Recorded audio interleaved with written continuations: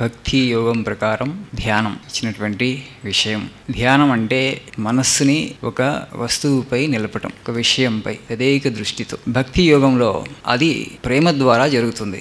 ఏ విషయాన్ని లేకపోతే ఏ వస్తువుని మనం అభిమానిస్తామో, ప్రేమిస్తామో, వ్యక్తిని కానీ, మనస్సు నిరంతరం కూడా అప్రయత్నపూర్వకంగా ఆ వ్యక్తి మీదకి కానీ ఆ వస్తువు మీద కానీ వెళుతూ ఉంటుంది. ఇప్పుడు భక్తి యోగంలో భగవంతుణ్ణి ప్రేమించమంటాం. భగవంతుణ్ణి ప్రేమిస్తూ నిరంతరం కనుక మనస్సు భగవంతుడి వైపుకి వెళితే అది ధ్యానం. తదేకంగా మనస్సుని ఒక వస్తువుపై కానీ వ్యక్తిపై కానీ నిలపటము ధ్యానం అవుతుంది. ఆ భక్తి లేదనుకోండి, భగవంతుని ప్రేమించట్లేదనుకోండి, మనం ప్రయత్నం చేయాల్సి ఉంటుంది నిరంతరంగా. మనస్సు దాని మీదకి వెళ్ళకపోవచ్చు. మళ్ళీ మళ్ళీ మనం మనస్సుని బలవంత పెట్టాల్సి ఉంటుంది, దాని మీదనే ధ్యానం చేయమని. మన హృదయ కుహరంలోనే భగవంతుడు ఉన్నాడు, కానీ ఆయన మీద ధ్యానం చేయాలంటే కష్టమవుతుంది, మనసు అక్కడ నిలబట్లేదు.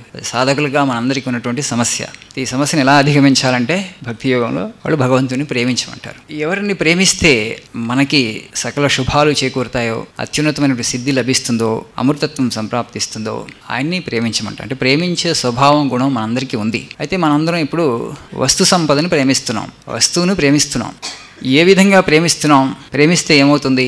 రాత్రి మొగలు ఆ వస్తువు మీద ధ్యానం చేస్తాం. వస్తువు అనేటువంటిది జడ పదార్థం. జడ పదార్థం మీద ధ్యానం చేస్తే మనస్సు కూడా జడత్వాన్ని పొందుతుంది.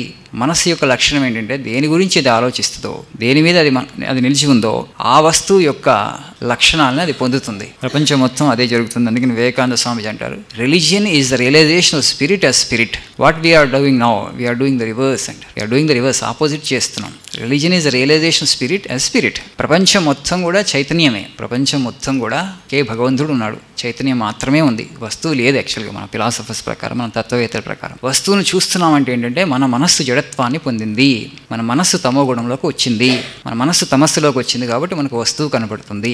రామకృష్ణ పరమహంసల వారి అనుభవం తీసుకుంటే, ప్రహ్లాదుడి అనుభవం తీసుకుంటే వాళ్ళకి వస్తువు కనపడలేదు. ప్రహ్లాదుడికి స్తంభంలో కూడా భగవంతుడు కనపడ్డాడు, చైతన్యం కనపడింది. హిరణ్యకశిపుడు అడిగినప్పుడు ఇక్కడ ఉన్నాడా, ఈ స్తంభంలో ఉన్నారంటే ఉన్నాడు, అంతటా ఉన్నాడు, ఇందులో ఎందుకున్నాడు, ఇందులో కూడా ఉన్నాడు. అక్కడ స్తంభంగా కనపడలేక ఆయనకి స్తంభంలో కూడా చైతన్యము భగవంతుడు కనపడ్డాడు. మనకెందుకు కనపడట్లేదంటే మనం వస్తువు మీద ధ్యానం చేస్తున్నాం. అది మనకు తెలియకుండానే చేస్తున్నాం, అది సహజమని అనుకుంటున్నాం. ఈ వస్తువు నుంచి తీసుకువెళ్ళి మనస్సుని వెనక్కి లాగి భగవంతుడి మీద ధ్యానం చేయటం.